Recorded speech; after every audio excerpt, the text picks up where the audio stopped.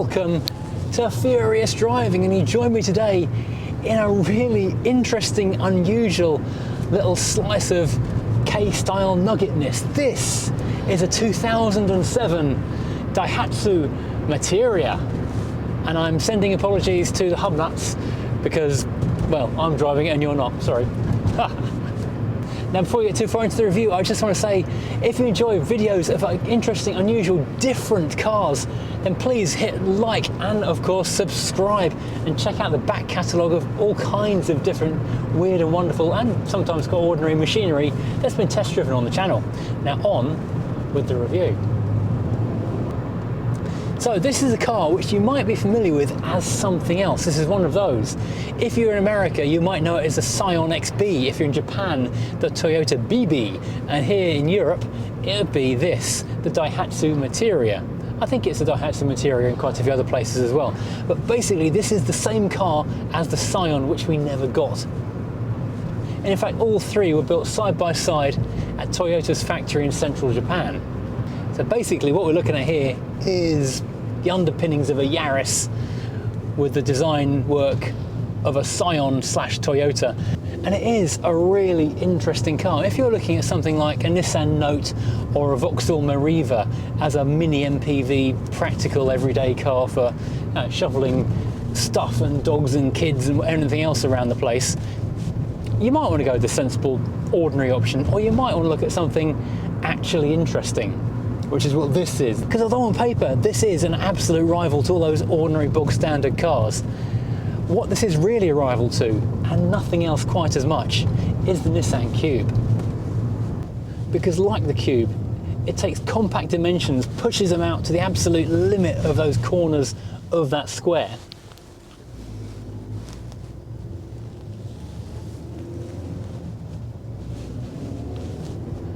Fills that little chassis with incredible practicality and makes it look just really, really interesting. And I like interesting. There are too many boring boxes out there, grey, white, black, drab boxes, and then there is this, and this is fantastic. Now you might be thinking the styling is pretty wild and out there, but to be honest, if you look at the K market, or the KEI market in Japan, there are dozens of cars that kind of fit this bill of tiny, short, narrow, but very tall and very slab-sided to maximise the interior space of all of these cars. And some of them are really attractive, some of them less so.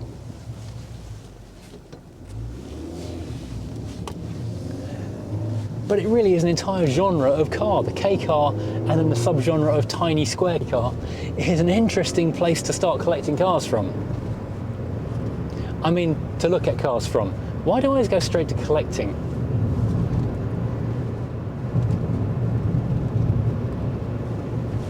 Now, globally, the Materia was on sale from 2006 to 2016. However, the UK only got it from 2007 to 2010. It wasn't the big seller they kind of envisaged, so it was pulled relatively early on. Globally, it was available with a 1.3 or a 1.5 litre engine. Here in the UK, we only got the 1.5. However, we did get it with the 5-speed, very close ratio gearbox with the manual, or if you wanted to do an automatic, there was a 4-speed option, which is a little bit slower to 60, lower top speed, and not quite as efficient. With the manual, we get about 37 miles to the gallon, which is actually quite respectable, really. However, the one that I would want to go for is the Japanese-only market 4-wheel drive turbo version, although I don't know if that was available as an automatic or a manual only. Stepping back about 18 years in time, this wasn't the cheapest car in the world. It wasn't bad value because it was £11,500 basic or £800 extra if you wanted the automatic gearbox fitted.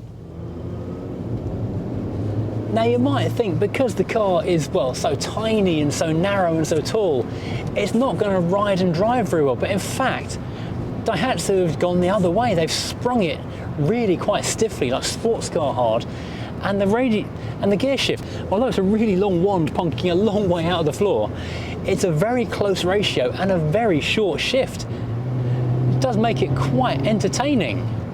So rather unexpectedly, you can barrel it into a corner, and it's actually a lot of fun while the car sticks.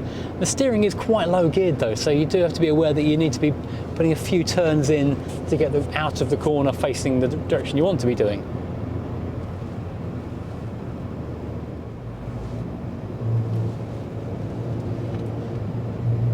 So yeah, I've been round this corner at this speed in much more ordinary cars that are rolled far more than that. So it's quite an impressive feat of stability.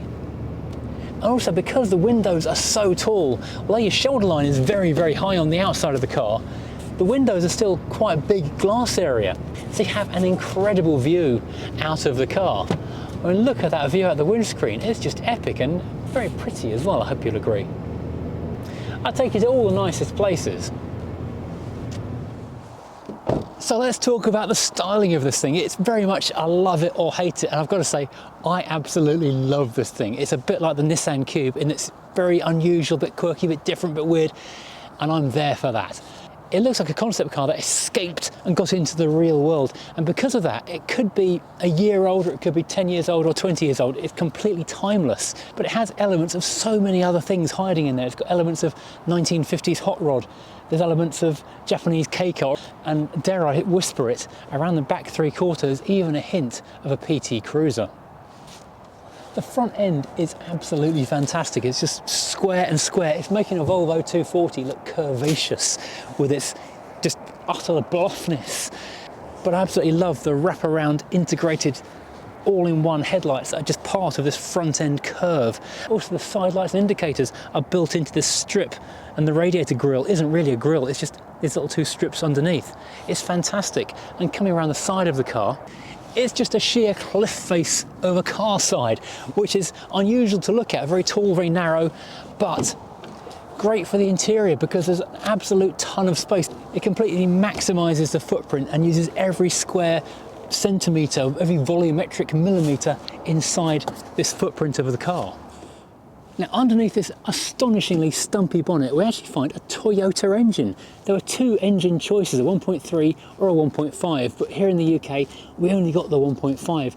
There were apparently talks of maybe bringing the 1.3 in later, but the car was never a strong enough seller to justify that.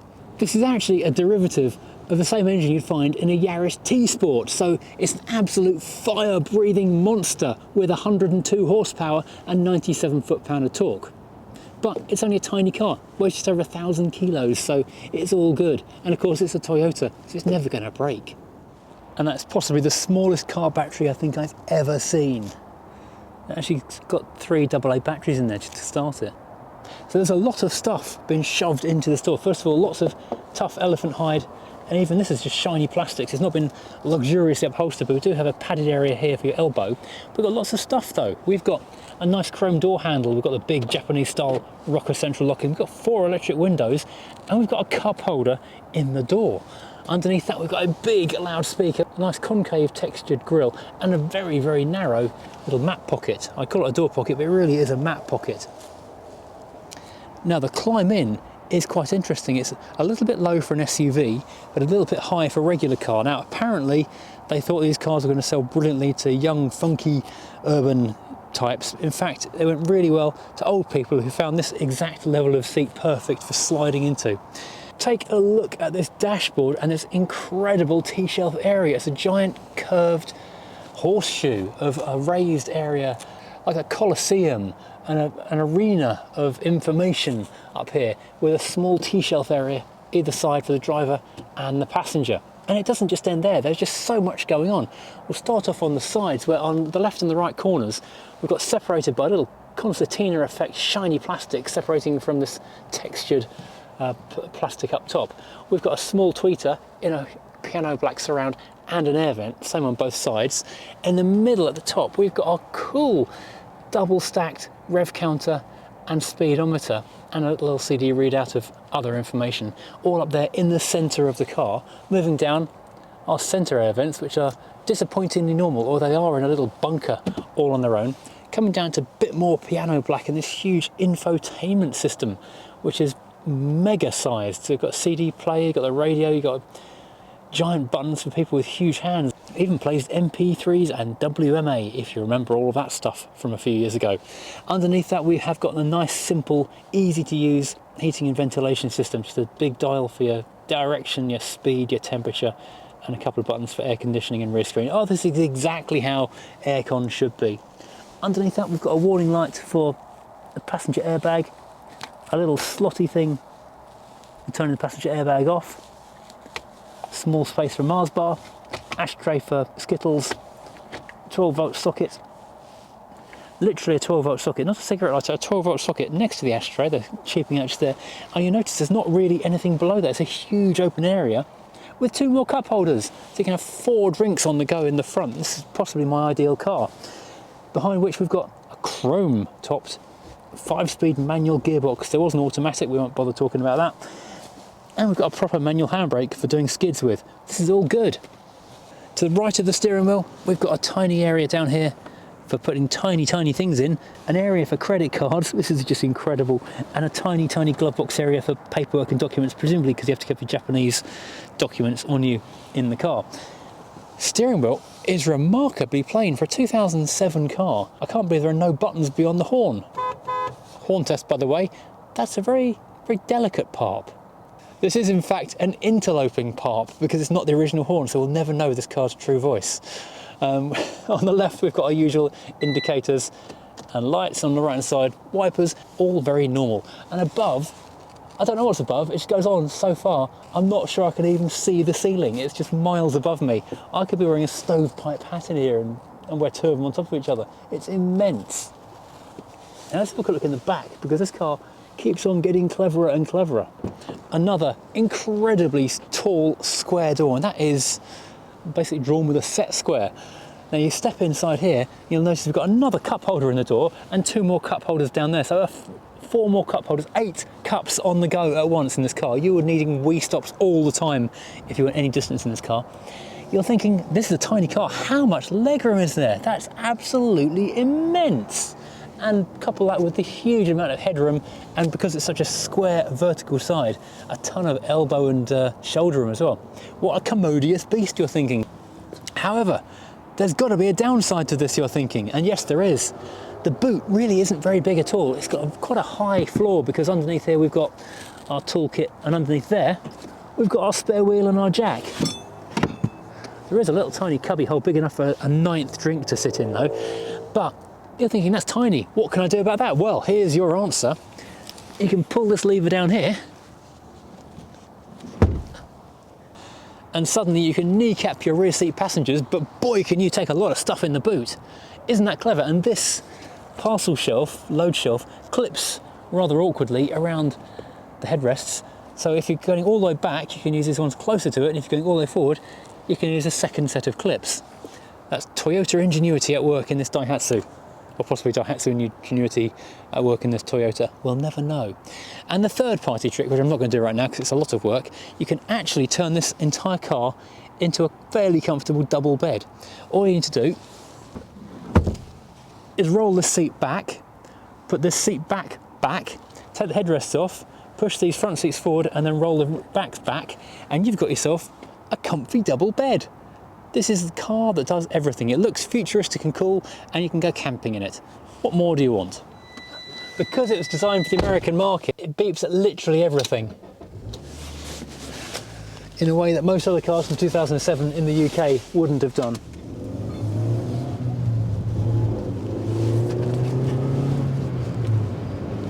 And there's lots of customization things and bits and pieces you can do to the car as well. This car's got little wind deflectors so you can have the window open a crack. It's also got what we think are factory optional twin exhausts on the back, which look really cool, especially alongside those side skirts, which look great on it as well. It's a funny car. It looks so different. I can only remember seeing one in recent months on the road. You just don't see them around anymore. They didn't sell in big numbers, that's for sure. But the styling is the most divisive thing. It really is a car that you're going to love or hate, because it looks just so different to anything else on the road. Obviously it's designed as more of a city car than anything else. Top speed is 106 miles an hour and 0 to 60 is 10.6 with the manual. So it's quite respectable. And the thing is, because it's that close ratio gearbox, getting up to 30 or 40 is actually a lot quicker than you might imagine. As is often the case with the smaller engine and smaller cars, you'll whip up to 30, 40 miles an hour, then the rest of the way to 60 miles an hour, you'll go a little bit slower. But I do find it fascinating that this car was an American market scion, not just a car we don't get, but a brand we don't get. And what is also curious is that it had been available in Europe for a little while before they decided to make the move to bring it over as a right-hand drive UK spec car. Right, this will be an interesting test of the car's cornering ability. Wow, it really does grip, barely rolls at all. That's just fascinating. Really is interesting how that just sticks so well. The car is very small indeed as well. It's only 3.8 meters long and it only weighs 1,035 kilos. It's tiny, but yet still manages to cram so much stuff in it. The owner was telling me he managed to help our friend move and fit a double mattress in the back of this thing, which is astonishing for such a little car. And the gears are so close, you can actually skip a couple, go straight from second to fourth, and it doesn't really matter too much. It will plod along on the flat in quite high gear at a low speed. The driving position is a little unusual. It's a bit like driving a van. Everything in this car is very vertical, including the driving position. The steering wheel is very vertical as well. The gear shift, although it's incredibly long, is set very far back from the dashboard. So it's a really easy reach from the driver's seat. Your hand just kind of falls onto it, which is great. And the pedals are a tiny bit offset to the right, but not too badly, like in some cars I've driven lately. And, well, the clutch is quite heavy, but the accelerator and the brake are quite comfortable. You really do notice how vertical that windscreen is. It's like looking at a window in your house, basically. And although looking at the back of the car is a little bit tricky getting a clear view of what's behind you at ground level, because the rear window is cut off so high up, because the back of the car is basically an inverted tombstone, it's, again, just vertical. So you can see exactly what you're reversing up against, although, of course, you can't see if anything's at ground level. Likewise, these window sills on the side are very high up, so if you need to try and see the curb when you're parking or something, it can be a little bit tricky to get your view out cleanly. Now, although the car is relatively smooth, quiet and composed at low speeds, it's designed as a city car more than anything else. So that's where it's most comfortable. I wonder what it's going to be like at high speed. Is it going to be as quiet and composed, or is it going to get a little bit more raucous? No, actually it's still relatively quiet. Fifth gear is quite comfortable. Cruising at 3,000 RPM, yeah, you could do that. It's a very windy day today, and I can feel a little bit of bluster from the side winds catching the tallness of the car. It's like a sail. So I really like this car. Okay, the interior is quite plasticky and the gear shift is a little bit rubbery, but overall, it's just so different. I really like it. It's just not a car you're going to get bored looking at. It's not vanilla. It's definitely not the beige option. Well, thank you for watching. I hope you enjoyed this ride out in this fantastic Daihatsu Sirion /Scion XB /Toyota BB.